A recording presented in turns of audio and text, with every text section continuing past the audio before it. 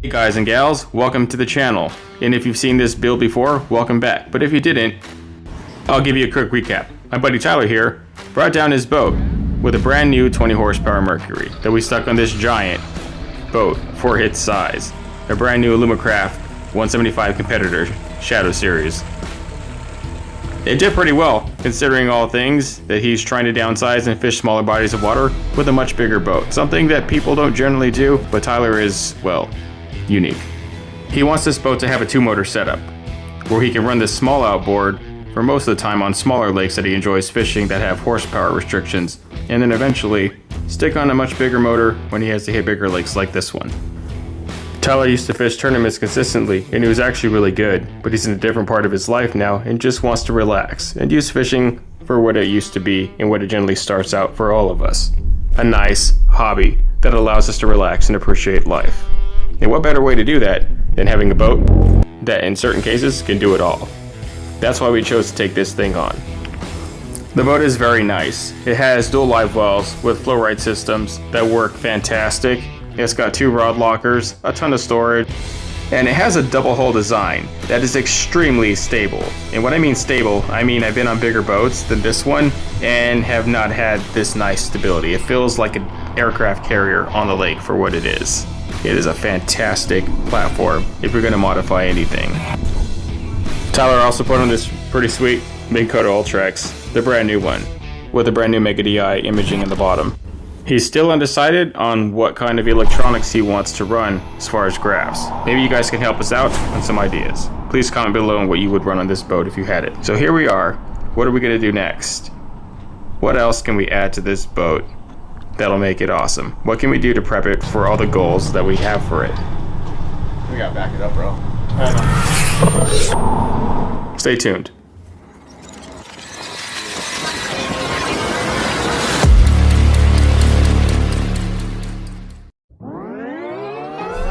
This is a full tutorial on how to install one of Bob's Machine's jack plates. Tyler spoke to them directly and they actually helped him out a lot. They already had pre-mounted holes for this boat, which is pretty awesome in my opinion. They also got it powder coated black to match the boat. Dude, that's legit packaging, huh? Oh, it really is, boss. Dang, that's boss. That's sick. Dang, they pour foam that? Yeah, that's sick. Dude, that's caring about your product. Who made this? Bob's Respect to Bob's Machine. Oh, you had this custom powder coated. Yeah, they did that, huh? Yep. This is Bob's stand for battery operated boyfriend. Oh, that's cool. So for starters, you can tell a lot from just unboxing a product how much the company actually cares about their product. And I'll tell you, the way they packaged it, it doesn't matter what carrier they went through and how careless the carrier was, like that thing wasn't going to get damaged. So it made its way to this boat unscathed. Tyler had a 20 horsepower last time and now he went and got a 9.9 kicker. It's actually the same motor in a much lower CC with restrictions that make it a 9.9 from a true 20 horsepower CC block. And surprisingly, he says it pushes the boat out pretty nice. He used that specifically to fish this boat on 9.9 lakes with no problems. We're going to go ahead and undo the mounting hardware that is just in the boat right now as placeholders for the actual jack plate.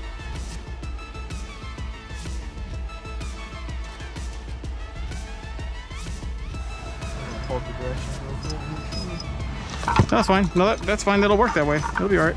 Might actually be.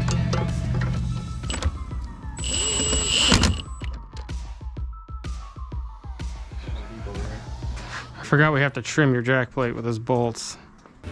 There are some bolts at the very bottom of the transom, some hardware that the jack plate just barely doesn't clear. So what we're going to do is we're going to groove a few little half moons into each part where those bolts are that we traced out with a Sharpie. And that will allow us to clear the hardware. And that's luckily the only problem we have. We don't have to do it to any other part of this jack plate. After that, we stick a bunch of 3M5200 inside the holes, make sure that's all nice and copious in there, and then we put it in. That powder coated bar goes to the very top. That's where we bolt the top that gives it stiffness. Tyler wanted an extra bar on the bottom, so we mounted this aluminum bar down at the very bottom for those brackets as well. It was really easy because this boat came with flow-right quick lock systems, which allow anybody, whether you're a weekend warrior, far away from a marine shop, or a tournament angler, in need of repairing or replacing a pump during a tournament, Time is money, time is everything, some people say. And this system helps you save time substantially.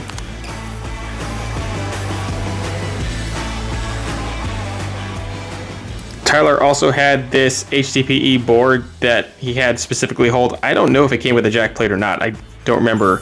I can't tell you whether or not it comes with it, but I do know that he got it and we had to cut it to fit right inside the jack plate with just a few shavings.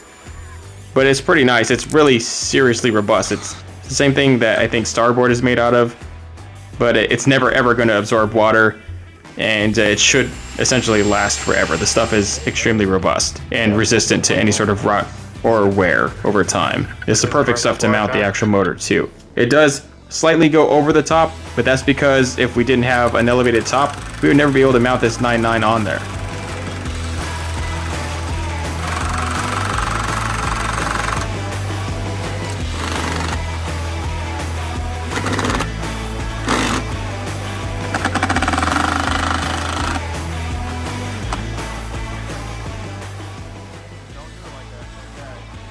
Let it, if it's hot, let it cool down. Okay.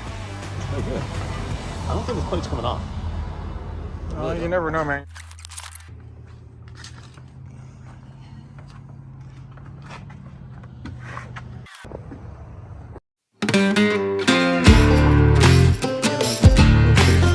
Is good?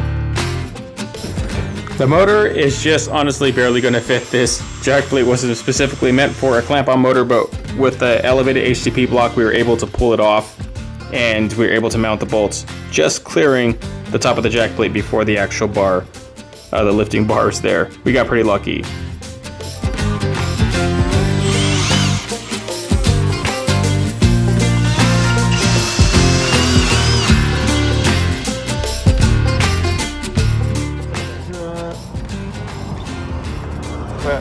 Wires. Let's see that gruesome gaping wound. Let's get it for the video. Oh, you don't want to show it? In retrospect, mounting the jack plate was actually very easy, but it's the other part that is maybe a little taxing here, as this boat doesn't have a console, so we have to figure out where we're going to put a switch. Yeah, wood panels, Tyler. Look at that. Like the pros. I mean, what the hell is this? That's what? That looks like it's important, huh? Yeah, it's definitely.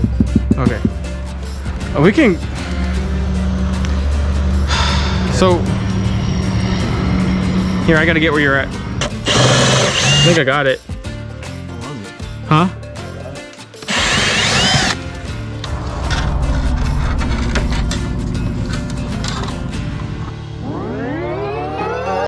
All right, we installed this charger, and Tyler here installed all that stuff in the batteries. It was a huge pain, so we didn't dock, but that's where we stuck it.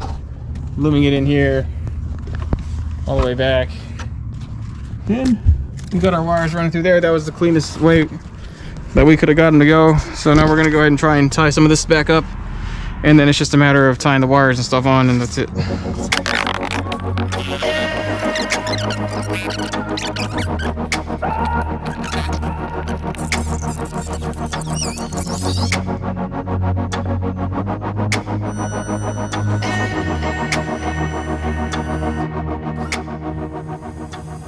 Doesn't work down? Nuh-uh. Dude, that was weird. I never figured it was gonna work that way. Here, mess with it again.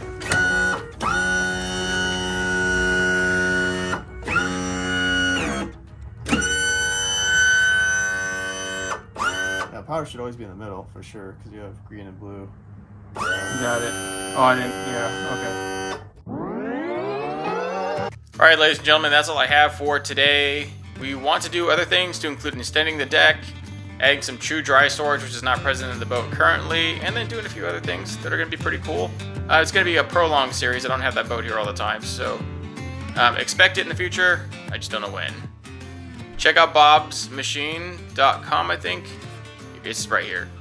They have pretty awesome products. We hope to be featuring their products in our store at tbnation.net. Hopefully sooner than later. Eventually, I think we will have them in there, so you can check our store periodically from time to time to see if we've got it. Stay tuned for more tutorials. I want to do more jack plate stuff anyways. I only got a few done. This is like my second one ever out of like hundreds of videos. So it's just time to do it. It's time to get it done. Anyway, stay tuned for the rest of the series, and we'll be dropping featured videos like this in conjunction with the John Yak series. In any other series we're doing, we're gonna try and do 2 videos a week versus 1. So, alright guys, thanks. See you out there.